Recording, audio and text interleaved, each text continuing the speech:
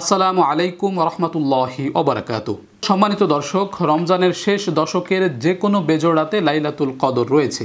আমরা অবশ্যই লাইলাতুল কদরে বেশি বেশি নফল নামাজ পড়ব। তবে প্রথম প্রশ্ন ছিল লাইলাতুল কদর নামাজে কিভাবে নিয়ত করতে হবে। এই প্রশ্নের উত্তরটি একেবারেই সহজ। তা হলো লাইলাতুল কদরের নামাজ মূলত নফল নামাজ। লাইলাতুল কদরের নামে আলাদা কোনো পদ্ধতিতে নামাজ নেই।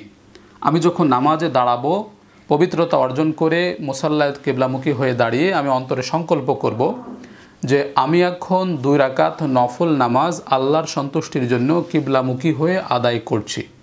এতটুকু কথা অন্তরে সংকল্প করেই 2 রাকাত নামাজ শুরু করব। এই নিয়তের মধ্যে অতিরিক্ত আর কোনো শব্দ যোগ করতে হবে না। সবে কদরে নামাজ পড়তেছি নাকি লাইলাতুল কদরে নামাজ পড়তেছি এরকম কোনো কিছু যোগ করতে হবে না। শুধু আপনি 2 রাকাত নফল নামাজের নিয়ত করে দাঁড়িয়ে যাবেন, আল্লাহু আকবার বলে নামাজে দাঁড়িয়ে যাবেন। তো সম্মানিত দর্শক, দ্বিতীয় প্রশ্ন ছিল এই লাইলাতুল কদরের নামাজে কোন কোন সূরা দিয়ে পড়তে হবে। আপনি যখন নামাজে দাঁড়ালেন প্রথমে সানা পড়বেন, সূরা ফাতিহা পড়বেন, তারপরে যে কোনো একটা সূরা পড়বেন। যে কোনো সূরা আপনি পারেন সেগুলো পড়বেন। আপনার যদি মনে চায় একটা সূরা আপনি বারবার পড়বেন তাও পড়তে পারেন। আপনার যদি মনে চায় আপনি একাধিক সূরা পড়বেন তাও পড়তে পারেন, কোনো সমস্যা নেই। নির্ধারিত কোনো সূরা নেই, আপনি যে কোনো সূরা আপনি এই নামাজে পড়বেন। এরপরে রুকু সিজদা করবেন, আবার দাঁড়িয়ে দ্বিতীয় রাকাতে আপনি সূরা ফাতিহা পড়ার পরে যে কোনো একটা সূরা পড়বেন। এভাবে 2 রাকাত করে নামাজ পড়তে হবে। 3 নম্বর প্রশ্ন ছিল যে এই লাইলাতুল কদরে কয় রাকাত নামাজ পড়তে হবে।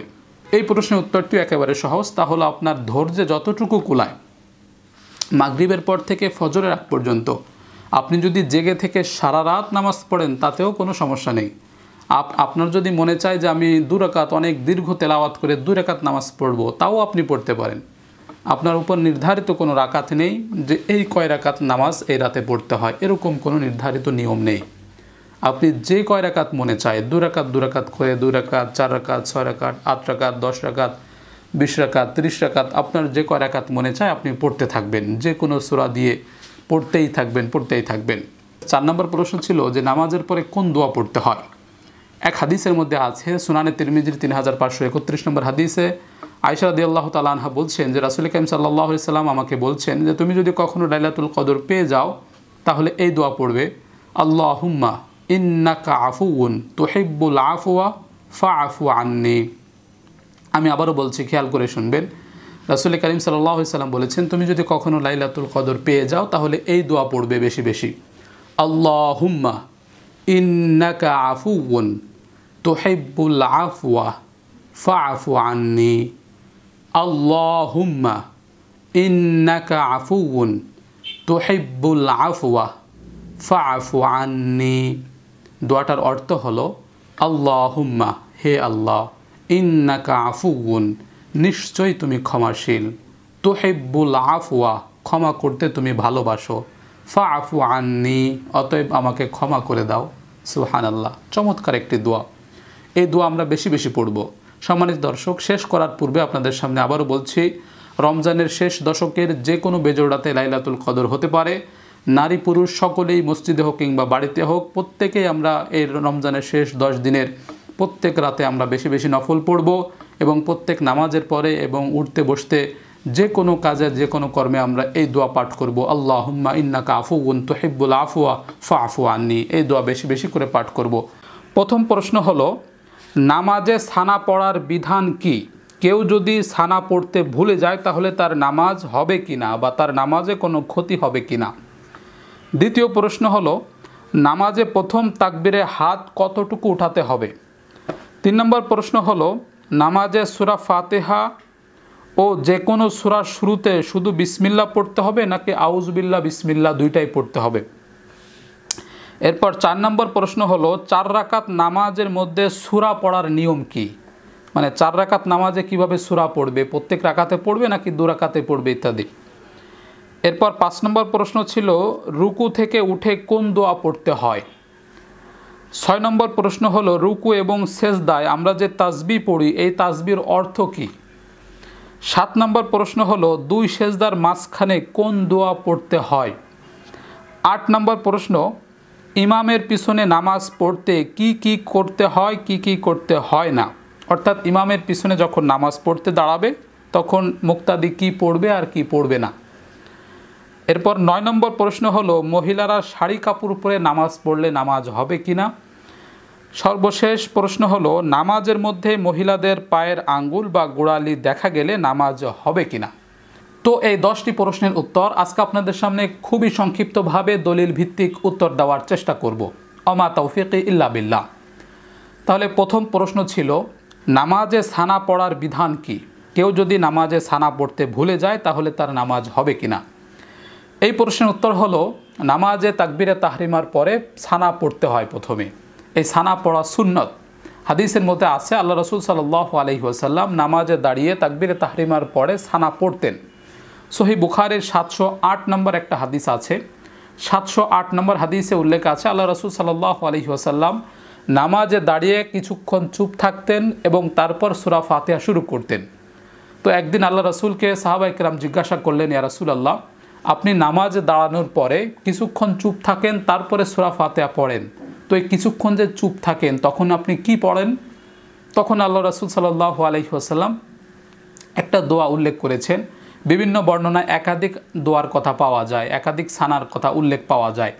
তার মধ্যে সহিহ বুখারীর 708 নম্বর হাদিসে যে সানাটার কথা উল্লেখ পাওয়া যায় তা হলো, আল্লাহুম্মা বাঈদ বাইনি ওয়া বাইনা খাতায়ায়া কামা বাআদতা বাইনাল মাশরিকি ওয়াল মাগরিব।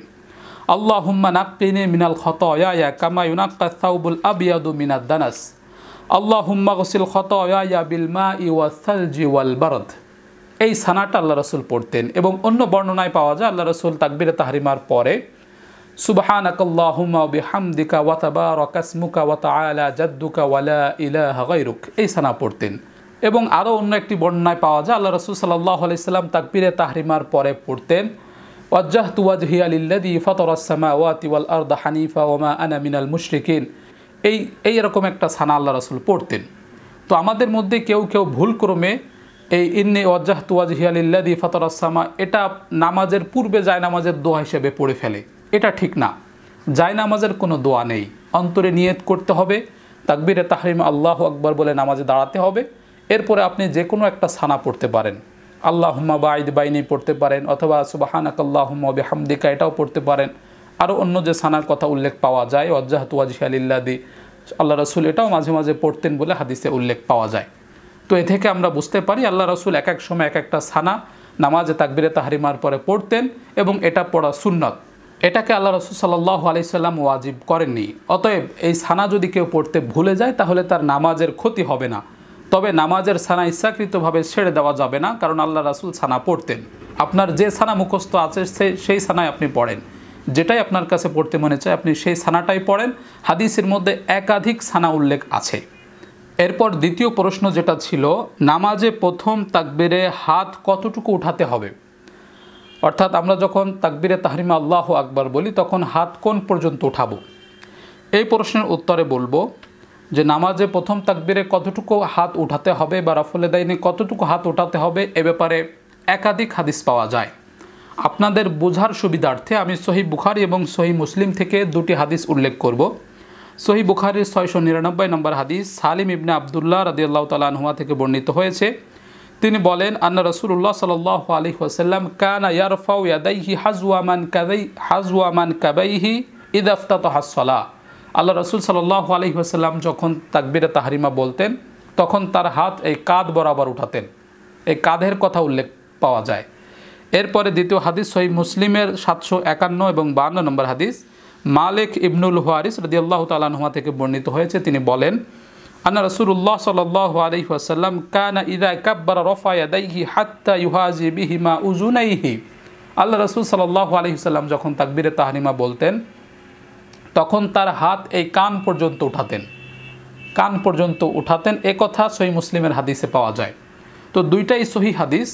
তো এই দুইটা হাদিস বিশ্লেষণ করে আমরা যা বুঝতে পারি তা হলো নামাজে হাত উঠাতে হবে এই কাঁধ থেকে এই কান পর্যন্ত, অর্থাৎ এই কাঁধ বরাবর হতে পারে, একটু উঁচু হতে পারে, তবে কানের উপরে উঠে যাবে না।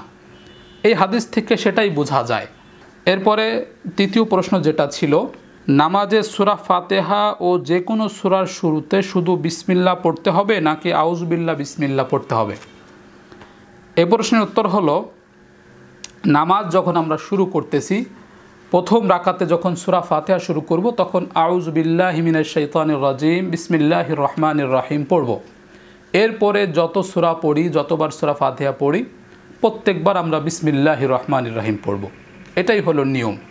তবে কেউ যদি শুধু বিসমিল্লাহ পড়ে শুরু করে তাতেও হয়ে যাবে। প্রত্যেক সূরাতে, প্রত্যেক ফাতিহায় আউযু বিল্লাহ পড়ার প্রয়োজন নেই। তবে প্রত্যেক সূরার শুরুতে বিসমিল্লাহ পড়াটা সুন্নাত।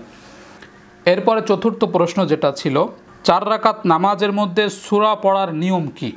4 রাকাত বিশিষ্ট নামাজে কয় রাকাতে সূরা পড়তে হবে, সূরা ফাতিহা বা অন্যান্য সূরা? এই প্রশ্নের উত্তর হলো, 4 রাকাত বিশিষ্ট নামাজ যদি ফরজ নামাজ হয় তাহলে প্রথম 2 রাকাতে সূরা ফাতিহার সাথে আরেকটা সূরা মিলায়ে পড়তে হবে। আর তৃতীয় এবং চতুর্থ রাকাতে কোনো সূরা ফাতিহার পরে আর কোনো সূরা পড়া যাবে না, অর্থাৎ শুধু সূরা ফাতিহা পড়ে রুকুতে চলে যাইতে হবে। আমি আরও সহজে আপনাদেরকে বোঝানোর চেষ্টা করছি। 4 রাকাত বিশিষ্ট নামাজ বা 3 রাকাত বিশিষ্ট নামাজে প্রথম 2 রাকাতে সূরা ফাতিহার পরে আরেকটা সূরা পড়তে হবে এবং তৃতীয় বা চতুর্থ রাকাতে সূরা ফাতিহার পরে রুকুতে চলে যাইতে হবে। সূরা ফাতিহার পরে আর কোনো সূরা পড়া যাবে না। তবে সুন্নত নফল নামাজের ক্ষেত্রে প্রত্যেক রাকাতেই সূরা ফাতিহার সাথে যে কোনো একটা সূরা পড়তে হবে, কোরআনের যে কোনো আয়াত তেলাওয়াত করতে হবে। আশা করি আমি আপনাদেরকে বোঝাতে পেরেছি। এরপরে পঞ্চম প্রশ্ন যেটা ছিল, রুকু থেকে উঠে কোন দোয়া পড়তে হয়? এই প্রশ্নের উত্তর হলো, আল্লাহ রাসূল সাল্লাল্লাহু আলাইহি ওয়াসাল্লাম বলেছেন যে ইমাম সাহেব যখন রুকু থেকে উঠে সামি আল্লাহু লিমান হামিদা বলে তখন তোমরা রব্বানা লাকাল হামদ বলবে অথবা রব্বানা ওয়ালাকাল হামদ। এরপরে আরেকটা দোয়া আল্লাহ রাসূল শিখিয়েছেন, তা হলো হামদান কাসীরান তাইয়িবান মুবারাকান ফিহ। আপনারা যদি এটা মুখস্থ করতে পারেন তাহলে রুকু থেকে উঠে যখন সোজা হয়ে দাঁড়াচ্ছি তখন রব্বানা লাকাল হামদ হামদান কাসীরান তাইয়িবান মুবারাকান ফিহ এটা পড়ে এরপর আল্লাহু আকবার বলে সেজদায় চলে যাইতে হবে। এরপরে ষষ্ঠ প্রশ্ন যেটা ছিল, রুকু এবং সেজদায় আমরা যে তাসবিহ পড়ি এই তাসবিহর অর্থ কী? অর্থাৎ সুবহান রব্বিয়াল আযীম, সুবহান রব্বিয়াল আলা, এই শব্দের অর্থ কী? এটি খুবই গুরুত্বপূর্ণ এবং তাৎপর্যপূর্ণ অর্থ বহন করে। সুবহান রব্বিয়াল আযীম, আমার সুমহান রবের পবিত্রতা বর্ণনা করছি, প্রশংসা প্রকাশ করছি, সুবহান রব্বিয়াল আযীম। এবং সুবহান রব্বিয়াল আলা, আমার সুমহান রবের পবিত্রতা বর্ণনা করছি। এরকম মর্মার্থ আসে, ছোট্ট শব্দ কিন্তু এর অর্থ ব্যাপক। এরকম অর্থগুলোই কিতাবের মধ্যে উল্লেখ পাওয়া যায়। এরপরে সপ্তম প্রশ্ন যেটা ছিল, দুই সেজদার মাঝখানে কোন দোয়া পড়তে হয়? এই প্রশ্নের উত্তর হলো, 2 সেজদার মাঝখানে পড়তে হয় রব্বি গফিরলি, হে আমার রব আপনি আমাকে ক্ষমা করে দেন, রব্বি গফিরলি, অথবা রব্বি গফিরলি ওয়ারহামনি ওয়াহদিনি ওয়াআফিনি ওয়ারজুকনি। অন্তত একবার 2 সেজদার মাঝখানে, অর্থাৎ একটা সেজদা করার পরে উঠে যখন আল্লাহু আকবার বলে বসবো তখন অন্তত একবার হলো রব্বি গফিরলি ওয়ারহামনি ওয়াহদিনি ওয়াআফিনি ওয়ারজুকনি অথবা আল্লাহুম্মা গফিরলি বা রব্বি গফিরলি, এতটুকু পড়লেই যথেষ্ট হবে। এরপরে অষ্টম প্রশ্ন যেটা ছিল, ইমামের পিছনে নামাজ পড়তে কি কি পড়া লাগে এবং কি কি পড়া লাগে না? এই প্রশ্নের উত্তর হলো, ইমামের পিছনে যখন মুক্তাদি দাঁড়াবে অবশ্যই অন্তরে নিয়ত করে দাঁড়াতে হবে। এরপরে ইমাম যখন আল্লাহু আকবার বলে তখন মুক্তাদিও আল্লাহু আকবার বলতে হবে। প্রথম তাকবীর বলাটা ফরজ। এরপরে অন্যান্য তাকবীরের ব্যাপারে ইমামের সাথে সাথে পড়াটা সুন্নত। যদি কেউ পড়তে না পারে তার নামাজের কোনো ক্ষতি হবে না, তবে পড়াটা ভালো। এরপরে সানা পড়া, ইমাম সাহেবও আস্তে আস্তে সানা পড়তেছে, মুক্তাদিও সানা পড়বে।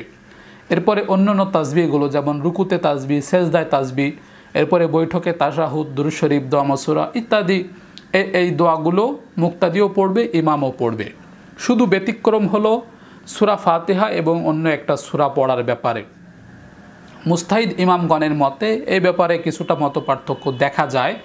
ফিকি হানাফি মতে ইমামের কিরাত যেটা সেটা মুক্তাদির কিরাত হিসেবে যথেষ্ট হয়ে যায়।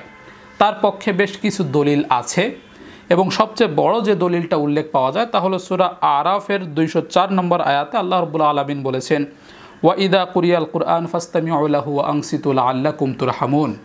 যখন কোরআন পাঠ করা হয় তখন তোমরা চুপ থাকবে এবং মনোযোগ সহকারে শ্রবণ করবে যাতে তোমরা রহমত প্রাপ্ত হতে পারো। এজন্য ফিকে হানাফি মতে ইমাম সাহেব যখন নামাজে কোরআন পড়ে তখন মুক্তাদি চুপ হয়ে শুনতে হবে। তবে কেউ কেউ মুস্তাহিদগণের মধ্যে কেউ কেউ বলেছেন যে ইমামও কিরাত পড়বে, মুক্তাদিও কিরাত পড়বে।